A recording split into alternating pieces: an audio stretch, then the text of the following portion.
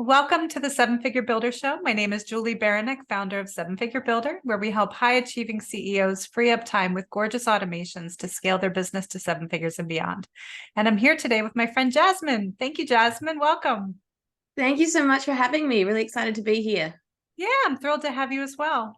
So, for those that haven't had the pleasure to meet you yet, can you tell us just a little about where you are in the world, first of all, and what you do with your business? Absolutely. So, hi, I'm Jazz. I am a graphic designer. I call myself the Design Superwoman and Pricing Queen, which kind of sums up the two sides of my business. I am here in what is currently very early morning Melbourne. I say very early morning, but it's 8 a.m. So let's be honest, it's not that early. I'm just a freelancer who doesn't really like parting ways with my bed in the morning. So in the two sides of my business, I have the Design Superwoman who has been flying in and fixing problems for her clients for around about 14 years. I help all of my different types of clients like a super secret weapon in their back pocket. They can just pull out and help them solve problems that they have on the day-to-day basis. And this is everything from your fruit and veg shop down the street that needs a mural and some better business cards, all the way through to multi-million-dollar businesses that are global and take payments and operate on a really large scale. So I have built up that business over the last 14 years by trying to solve problems. And it's amazing how much you can truly help when you approach almost every situation as, okay, how can this be solved? And so after doing that for so long, I then got to a point where I went, okay, I know enough about how to run a successful business, about how to run a successful creative business as a freelancer, which is not traditionally a high earning or it's not your doctor, lawyer, classic, illustrious careers. Starving artists, we are not. We are hungry to be to be making money. But I got to a point where I was like, I know enough to teach enough for someone else to feel like they can be enough. So I threw my hand back and became the pricing queen. I fell into pricing queen pretty heavily in that I found as soon as I started opening up and feeling enough confidence, I won't say full confidence, but enough confidence to claim that crown, I was there going, okay, cool. I can help someone else. I feel confident enough about it. And it was attractive and attainable enough because pricing is really taboo. Pricing and talking dollars for a very long time, I feel like it's getting better. But for too long, it's been something that people shy away from talking about. If we discuss money, if we discuss dollars, if we chat cash, we must be having massive egos that are like inflated, or like we're just, laying on mattresses of money. Not the technical situation that we're living in. But I started talking about pricing because I wanted to make it a comfortable conversation for my students so that they can have those conversations with clients. And it's about creating that confidence, and confidence comes from building up that comfort level. So that's why I became the pricing queen. Awesome. So do you help? We'll go with the pricing conversation first, and then we can talk Sure. design. But do you find that people struggle with, what price that they should quote for themselves on an hourly basis? And what do you find are the biggest things that people miss when they're trying to figure out their pricing? Absolutely. So I find that more often than not, we tie the dollar amount that we put on our time, effort, energy, and what we put out into the world to our self-worth.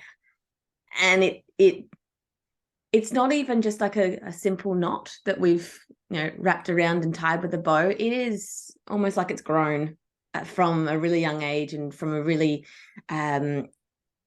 really heartfelt position of where it kind of twists and turns and interlocks itself with our self-worth. And I feel like a lot of it does come from way back in our childhood. When we're taught pricing, when we're taught dollars, when we're taught about what things cost, we develop this process where whenever we then see any numbers with a dollar figure in front of it, the first thing we think is, can we afford it? And it's all about what we can afford. And that's great. That's not a problem. That's how you first learn your first relationships with money, and you first create your own first steps of your money story. And then you get to being a freelancer and having your own business and having the need to put a dollar amount on the things that you're actually selling. and forgetting that it's not about what you can afford. Right. It's actually got nothing to do with what you can afford. Yes, it's good to understand the market. Yes, it's good to understand your costs, and it's actually paramount that you understand what it costs to create it. Otherwise, you just got an expensive hobby. And I don't know if that's about you, but I've got too many expensive hobbies. I do have a box in the garage here that says Jasmine's cross stitch phase. So I feel like then we put ourselves in the position of we need to be able to afford what we do to be able to put a price on what we do. But we can do what we can do. So we're not going to see the value in it. People find value in things that solve problems or do something for them that they can't. And making that disconnect is really difficult in the early stages of your business. And as soon as you kind of tap into that idea that, well, my product, my service, my thing that I'm selling isn't necessarily for someone exactly like me who has the same values as money, values on money as me. They don't have the same problems as me. They don't have the same situation as me. And maybe, just maybe, they have the ability, or they want the ability, to not have to do what they need to hire me to do. And so you have to switch into that place of like, oh, okay, maybe it's okay to charge more because it solves a bigger problem and therefore is more valuable to them than it is to me. Absolutely. And I think the things that we're really good at and come easy for us tend to be our superpower that we're able to then do with our business, but they don't come easy to other people. And I think so often we forget that it's like, well, it just clicks in my head, right? Like it's just easy for me, but it's not easy for other people. And that's what helps bring that worth and that value for everybody else that doesn't come easy too. And it's so easy. I'll speak for myself, but it's so easy to forget that sometimes, right? And to potentially devalue that service that you're providing when in reality it's like priceless to your ideal client. Absolutely. And I kind of like to think about it as the thing that you're really good at, the thing that you have your superpower in, that is your cape. Now, when a superhero flies forward, they do not see their cape. It trails behind them and shows everyone else how great they are, but they forget that they're wearing it because the cape's not making you fly. You're making you fly. But the cape's the thing that makes everyone realize how incredible your superpower is, how incredible that thing that is flying behind. Look, it's Supergirl. Well, actually, it's just a person who's really good at what they do, and they can't see it. They're flying forward. They're moving forward. So when you land, you do like your little flourish. You can remind yourself, hey, I'm really good at this. I love it. That's such a great visual. So how do you suggest that people move past that? Like when they're stuck in that money mindset and just those blockers in their way, how do they get to their full earning potential when they can't see past that? I feel like it's a really important step to tap in with your money story and your money philosophy. So when we frame money as the ultimate goal, the end thing that we're working towards, it becomes, if you've ever put a goal in place and you've worked towards it, and anything at all, it could be as simple as running, or it could be as complex as solving a massive problem that you have at work, and then you solve it and you're like, right, now what's next? It didn't feel as shiny sparkly I have arrived moment. Mm-hmm.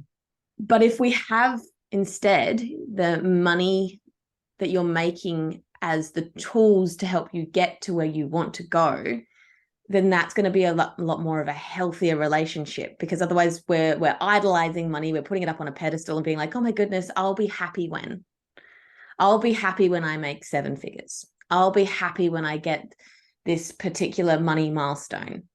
But the more that we chase it, the more it repels. The more that we run after it and say, well, no, you need to be mine.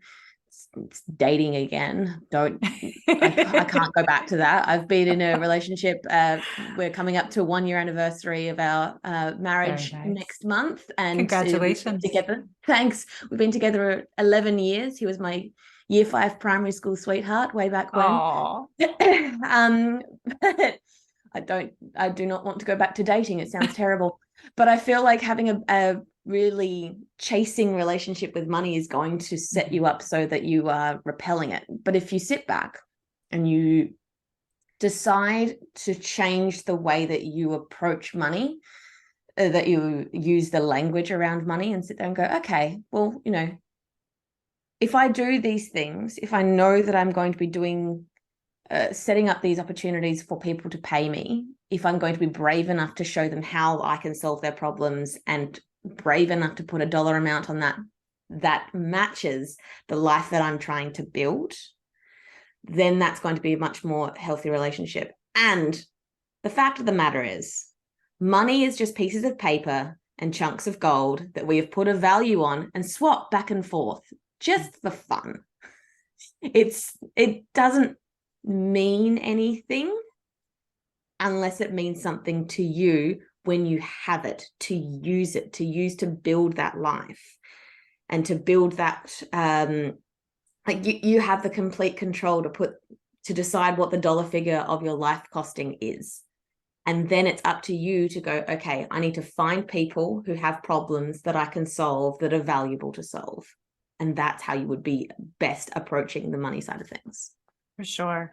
Well, and I think you touched on something huge there, that we shouldn't be chasing an actual dollar amount, because so often throughout our career, that dollar amount moves.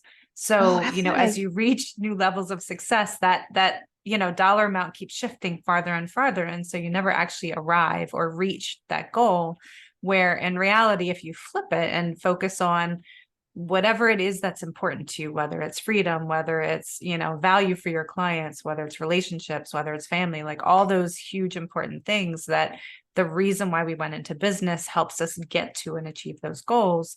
It's so much more satisfying when we actually get there rather than just check, I earned X amount, right? Yeah, I was talking to a friend of mine a little while ago who was trying to work towards purchasing a house and saying, we just need to get $1 million so that we can purchase a house. Yeah, it's a terrible place that we live. But an average house is $1 million. So if you're sitting there and you're trying to work towards having $1 million to own a house, and then you pay for it, and now you have $0 in the house. Right. And if you've tied your worth to having money, then you now have zero. Right. You're back at square one. If you've tied your worth to having a goal completed, then you've got the house.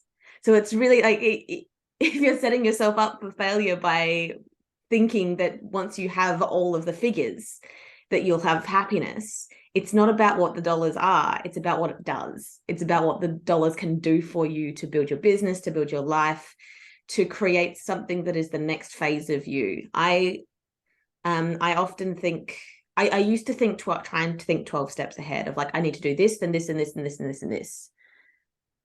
And I get worried about step 8 or step 9. And then I wouldn't take step 1. But now I kind of sit there and I go, okay, I know that my next 12 steps, I apparently put myself in a 12-step program. That's great. There's a hidden message there somewhere. We'll just skip apparently on that. Maybe I need to go and see someone about that. But if I know the next 2 steps, that's enough. And I feel like, of course, my like economic brain is just like, oh, okay, so if we're doing 2 steps at a time, it's only a 6-step plan. Awesome, fantastic.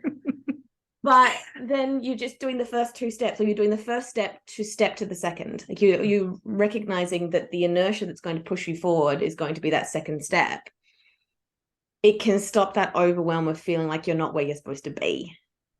And I feel like this topic of, if you feel like you're not where you believe you should be in your business, in your life, I want to invite you to ask yourself a couple of questions. So one is, what is the story I'm telling myself that's stopping me from taking the next step? Is it that I don't have enough knowledge? Is it that I don't have enough this? Is it that I'm scared? And we get in our own way. We get concrete footed in our own way and think that if we put more concrete on it, then it will, be better, be safer. The second one is, am I trying to solve a problem that doesn't exist?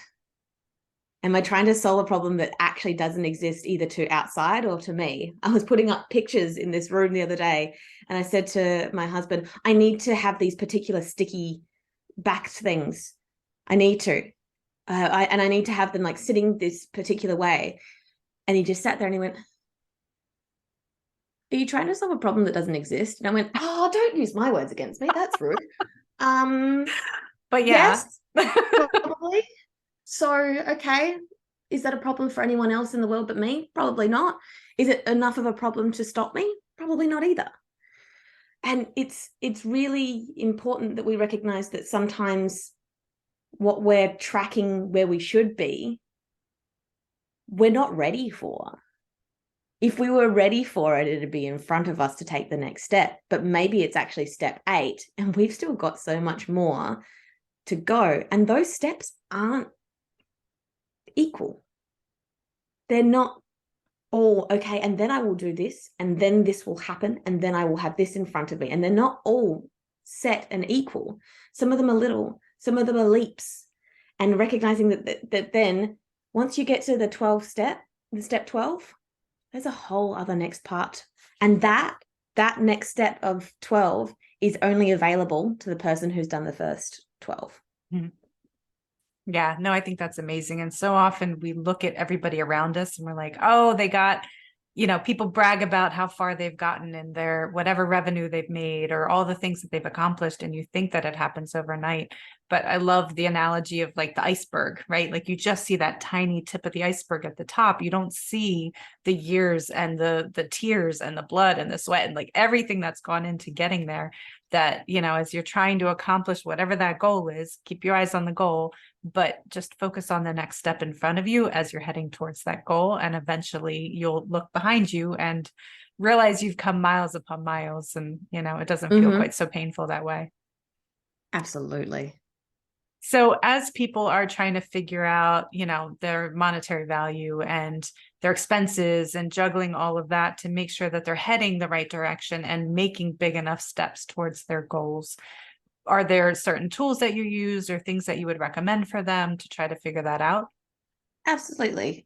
So when I started teaching pricing, it was one of the most common questions of like, what do I charge per hour? Now, I want to start off by saying I don't charge things often per hour. I won't say that I don't do it at all, because there is some clients who don't have a defined scope within the creative business that I run. There's situations where it just doesn't make sense to package up something because we just don't know where it's going, or we're in a testing phase. So we're testing out how long something takes so that we can rinse and repeat down the line. But those are inflated hourly rates, because hourly rates are just swapping time for dollars, and we're trying not to do that as much unless it's a lot. So when I first started talking pricing, chatting cash with people, and that question came up, I went, okay, this is something that people need. And I don't want to do just another Excel spreadsheet that I share on Google Docs. I wanted to actually make something that helped others calculate that price. So I made my pricing calculator. And so the pricing calculator is on my website, and I'll be sharing the link with your audience, your own personal link. So the pricing calculator takes the ideal salary that you have as a business owner. Now, this does trip up people because they're like, but if I'm a freelancer, why am I making a salary? Well, you need to have a money goal that you want to make per year to be able to live. You need to start with profit. Right. Just start with what you're actually going to make to be able to do what you want to do. So you start with that number. Then it goes through all of your expenses that you would be faced with when running a business. Because running a business can be expensive. There's many businesses that actually work on only a 30 to 40% profit margin. So when you're then going through all of your different expenses, you might find things that you're like, oh, I didn't even think of putting aside a travel allowance, or I didn't even think about the fact that I'm going to need a new MacBook, and go through all of your expenses for that year. Then we talk about hours. Now, as much as I love to think that there's actually 36 hours in the day, and that hidden extra 12 is like, it's only there for me. We only have an allocated amount of time, and time is that one thing that we can't regenerate. We can't create more of. I really have tried. I promise you, I've tried my best for you guys, but I can't do it. I know my limits now. And so working out what your billable hours is really important that you can do. And just because you're maybe doing it 2 hours a day, or whether you've got it full time or whether you've got it as a side hustle, doesn't devalue how much it can be for you. It doesn't make it so that you should be charging less because you're not doing it full time. There's people there that write books on the 4-hour workday. 4 hours happens between after work and bed. That's still a 4-hour workday. That's totally fine. You're going to burn yourself out if you're doing both of those for forever, but it's a transition. And so you would work out your billable hours in a year. So the calculator takes all of those things into account, and then pops out what dollar amount you should be putting on your time.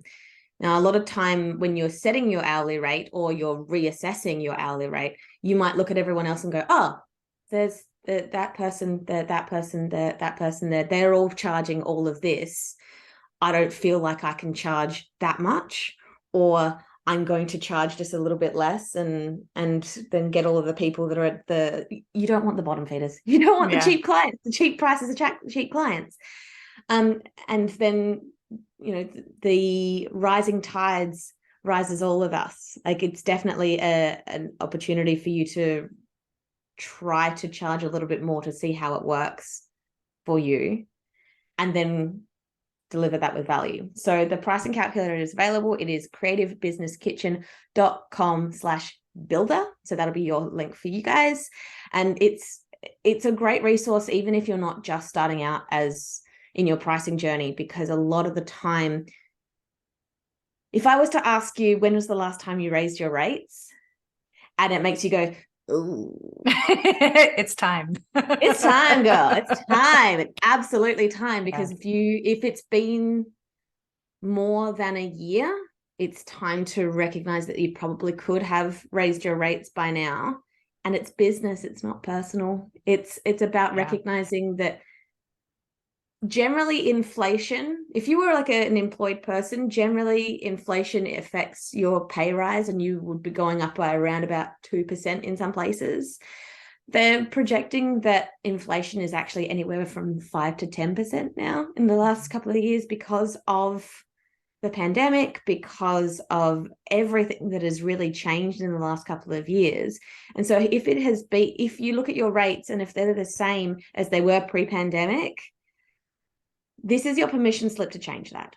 This is your permission slip to say, hey, as a result of your responsibility to run a profitable business so that it can serve the future customers that will come by you, you need to raise your rates so that you can be still running. No one buys from businesses that go bankrupt. Totally. Absolutely. No, and I think that also comes full circle to what you were talking about earlier with, we may not be our ideal client. So where we think about what we would pay for services, it may be more than what we would actually physically pay during a day. But we need to be attracting our ideal client who would ultimately give us that price for that service and expertise that we have. And, if you're looking at what you're doing and every time you quote a price in your gut, you're like, God, that's not enough. Like, I know what I put into, I used to do professional photography for a while, and everybody has a cell phone. Everybody has a camera. Right. And so I remember when I first started and I was learning and, raising my rates for weddings and everything that I did, you get those clients and like, well, it's easy. Like you have an expensive camera, but it's just easy. And they don't take into account all the equipment and the time spent and the culling and the editing and like all the hours that you put in that people don't realize, and all the years of expertise that go into that price that you ultimately give to somebody.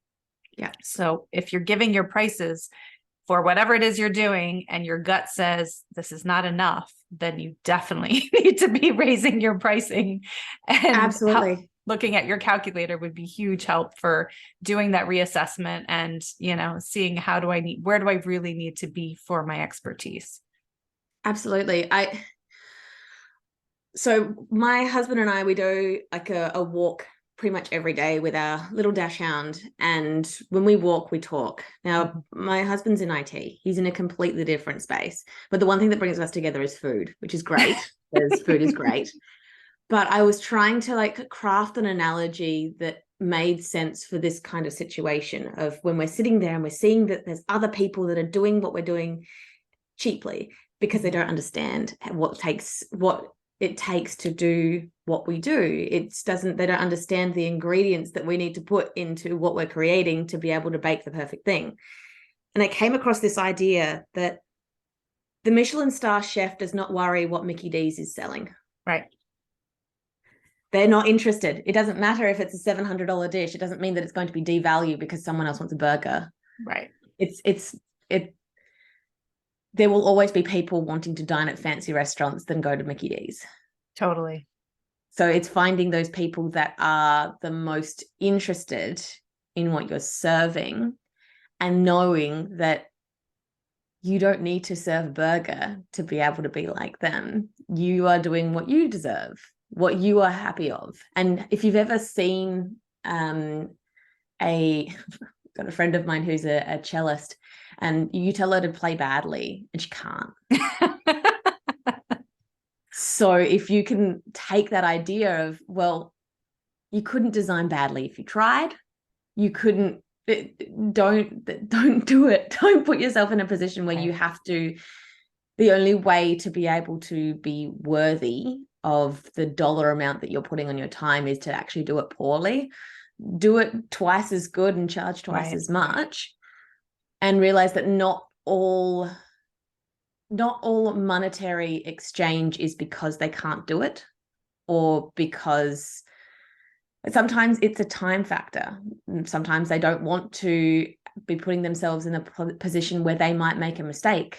Sometimes it's that they just purely don't want to do it. I don't hire a bookkeeper because I can't do my own books. Right.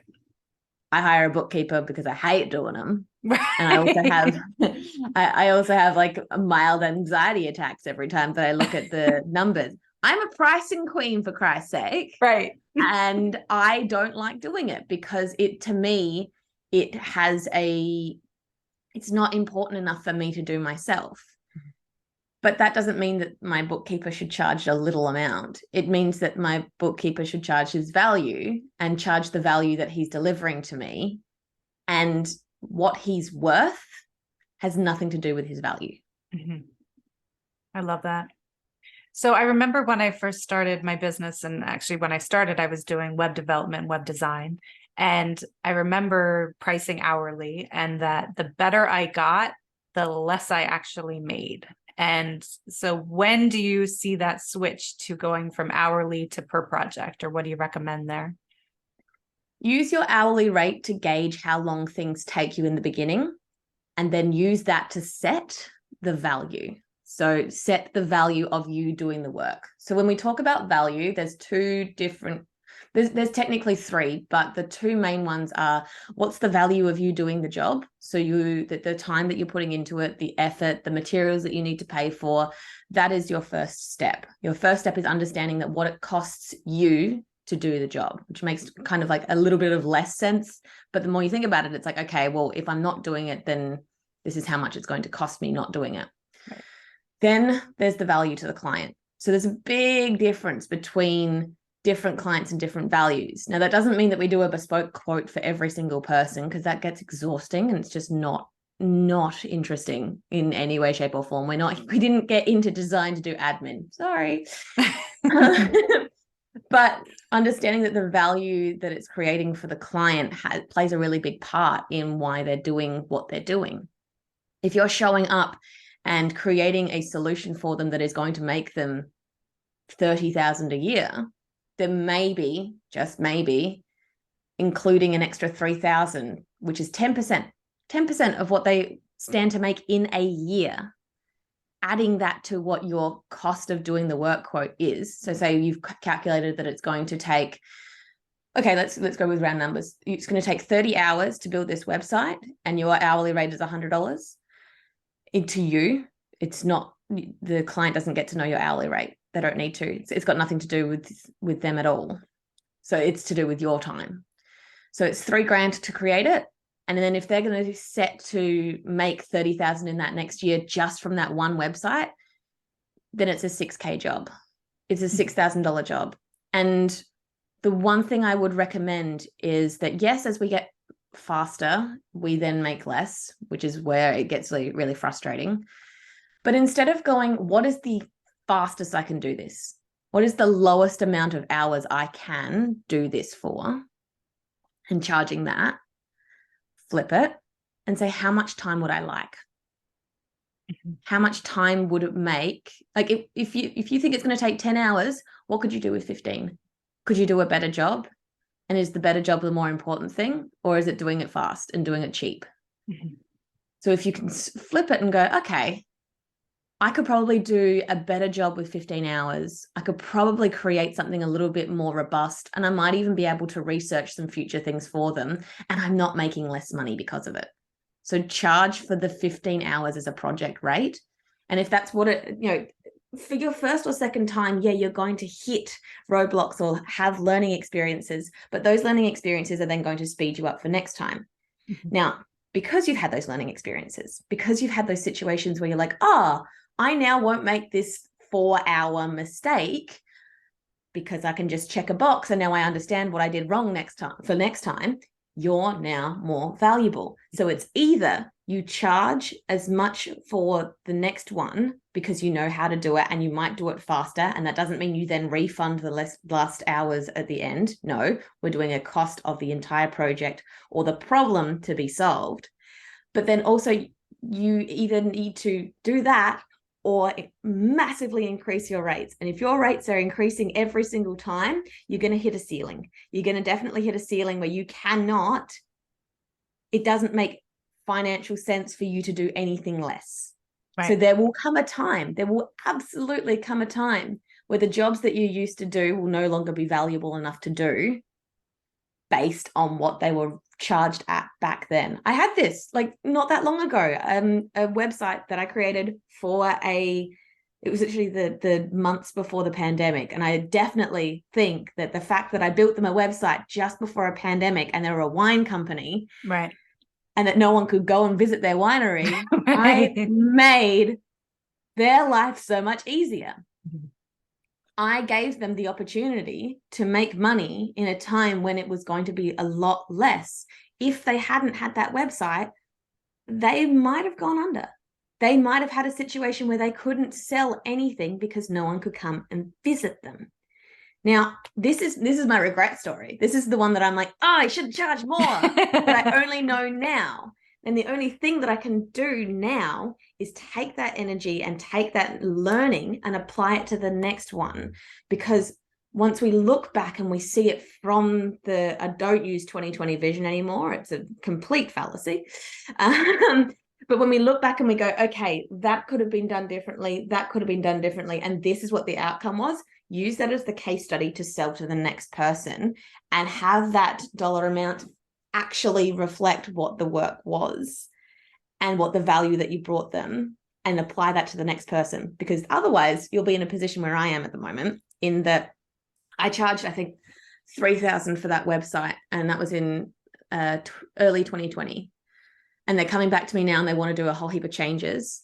And for me to do the changes, I almost have to charge as much as it was to make the website. And so now that's now my responsibility to communicate that. But if I had charged it higher, it would have felt more justified now. So if you undercharge, it'll come back to bite you in the butt. And then you have to work out whether it's a conversation to have or not to have. And this is the other part. When it's not worth your time to do, it's your responsibility to pass it on to someone that can do it then and communicate what you would have charged. This is the whole idea of like bringing up that process, because they're probably not going to feel confident enough to charge what you were charging. But the fact that they know what else is out there will help drive their rates and help drive them to understand what they're bringing to the table as well. And it might be that you just can't solve the problem and you tell them how much it is and then you pass it on to someone else and it still gets done. And now you've helped someone else. And knowledge and gratitude are the two most self-generating sources in our life. So why not create that for yourself? Because it all comes back around. 100%. Absolutely. No. And I love that of, if you find it's not worth your time, so often we'll just say, no, I can't do it. But if you know somebody good in the industry and you know that it's not worth your effort right now, but they might be very interested in it, definitely pass it along to somebody else and let them, elevate their business as well. Absolutely. So with design, what types of projects do you really like to focus on, or what is your specialty with that? I know we've talked lots about pricing. So I call myself a jazz of all trades, because I do a lot of different things, and that's been the pure joy that I have created in my business. When in my last role, in my last full-time normie role, I definitely didn't have as much scope as I have now. I love the idea that I can use my creativity as my superpower to solve the problems on my plate, whatever they may be. So right now I have a couple of government agencies. I have one global company. I'm looking at my board that I have up on my wall of just covered in Post-it notes of all the things. I have a couple of female-led small businesses, which are really joyful for me. And the reason why I balance it like that is that if I had all startups, then I would be putting myself in a position where I have to rely on all startups. Mm-hmm. And if I then put myself conversely in all large, big businesses, then it means that if one of them dropped off, it'd be catastrophic. Yeah.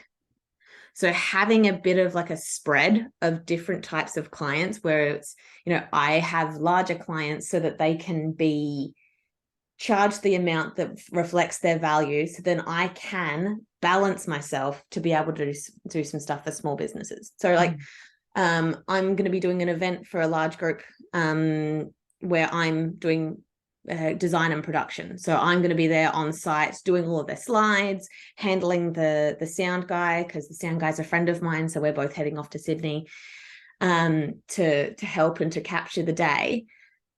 But this is the thing, I'm not a sound engineer. I'm not a production manager. I am a design superwoman. I fly in and fix problems. And the problem that they have in front of them is that they need someone who can talk the same language as the sound production guy.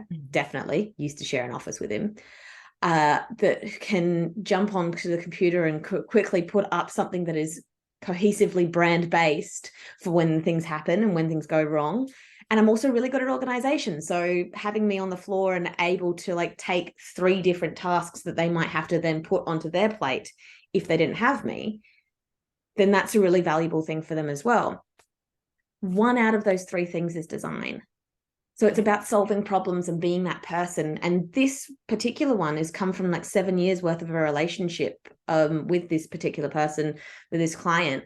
Over the time and over the course of those 7 years, I've developed that, can you do this? Can you do that?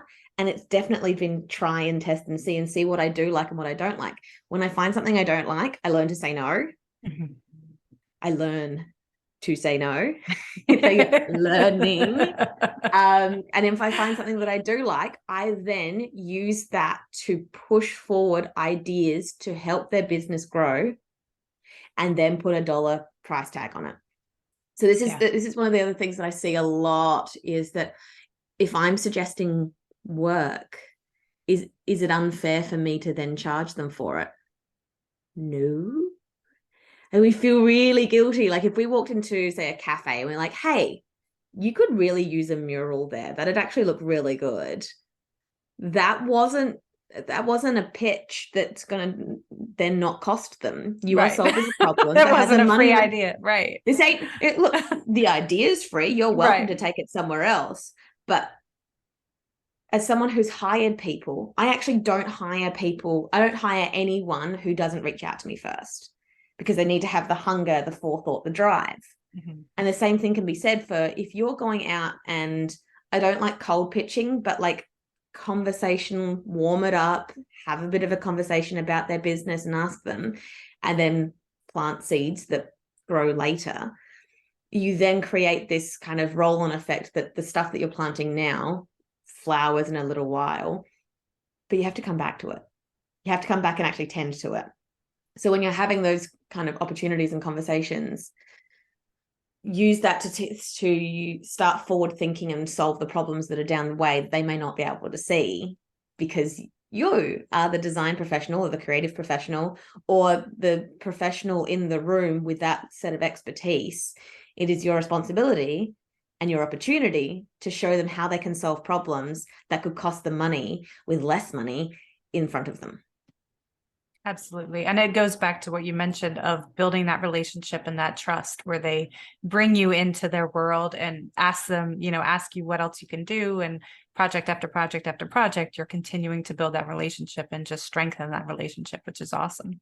Like, know, and trust. And totally. you don't buy from people you don't like. I know that for a fact. I have people that I'm like, oh, not going to buy from you. Right. And I kind of hope that I have that from other people as well. Like, I definitely hope that I have someone out there who's just like, I will never buy from Jasmine because she's too expensive for me. And I'll be like, great, thank you. Thank you Right. for not being in my target audience because you don't value me. And that's actually taken that responsibility off my plate. I don't have to feel like I need to convince you because we don't convince. Right. There's no point convincing someone of something that they're not interested or willing to learn. Totally. So looking over the years of your career and all the things that you do, how would you define success? What does that mean to you? Oh, I love this question. Because I come back to it every year. I come back to it every year and I reassess where I'm at and how it's feeling. My last check-in that I did, I think was at the start of this year. I define success with having enough challenges to keep me motivated, enough shiny objects to keep me distracted, and enough opportunities to solve problems that didn't exist yesterday that help people in the future. None of that is monetary.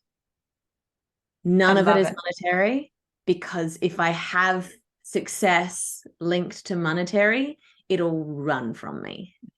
It's about having I couldn't do a desk job. I couldn't do something that is, fully like physically based. I could not do any of those things and have as much challenge and joy as I do now. I know for a fact that I didn't want to get to 30 years into my design career and have that as just that. I wanted to be able to help someone else and build something else. And that was where Creative Business Kitchen came from. But more accurately, Creative Business Kitchen came from my dad. So I worked as a butcher for 14 years in my dad's business. Oh, how cool. And my dad is very strong with family values and would always bring me up on the idea that you need to be big enough to serve someone, but small enough to know them. So I needed to have 14 years in the design industry to know and understand what is out there and what is available and what is expected and whether the expectations are met, to then be able to throw the hand back and help others and connect with them and have that like, know, and trust, and be just far enough to make it so that they don't feel like I'm too far ahead to teach them. That's really important to me. I love that. That's so powerful. So what can people expect from you next? What can you expect from me next? Look, if I knew the answers to that, I feel like I would have a lot less Post-it notes surrounding me. The great thing is that the opportunities that lie ahead, they are begging to be discovered. So for right now, I know that the next 12 steps include running my group coaching program, the Master Freelancer, that kicks off at time of recording. It kicks off next week. Awesome. Running that twice a year and giving freelancers an opportunity to master the spinning plates of running a creative business. I'll continue to be working one-on-one with students and seeing how they grow and how I bring my own unique flavor of coaching opportunity, because I'm not like a normal coach. I'm a cool coach. But I'm actually the kind of coach that also helps you build a website or helps you build a brand. Yeah. And we've just done that with one of my one-on-ones, which is really, really cool. I'm going to continue to create resources that help freelancers wherever they're at. So through masterclasses and workshops, and a potential future membership. But right now it's getting excited at the opportunities that are ahead and using the same thing that I recommend all freelancers do is lay all your ingredients out, decide what you want to create, start creating, and know that it will not end up looking like you planned. But lick the bowl, enjoy it, like, have some fun with it and see how it goes, and approach all of these opportunities, whether it be a new client, whether it be a new skill, whether it be going freelance, or whether it be just going into a creative career that is hired. And if that's important to you, then do that too. But approach it with curiosity, because when we approach with curiosity, we get rid of confirmation bias. And that's important to me too. Absolutely. So how can listeners support you in your work? I know you mentioned your link earlier. We'll have all the links below, but where's the best place to find you? So there's two places that I generally am best to be found. I am absolutely on the Instagrams all the time. So you can find me at Your Pricing Queen on Instagram. But if you're hungry for a little bit of food for thought and some creative snacks, head over to creativebusinesskitchen.com. That is where all of the good things are found. Awesome. I love it. Well, thank you so much for being on today. This was so much fun, Jasmine. Thank you so much. It was an absolute blast. Can't wait till the next mealtime. Yeah, for sure. And if you found value in this episode, please share it. That's how people find us. And you will find me at sevenfigurebuilder.com. And I look forward to seeing you on the next episode.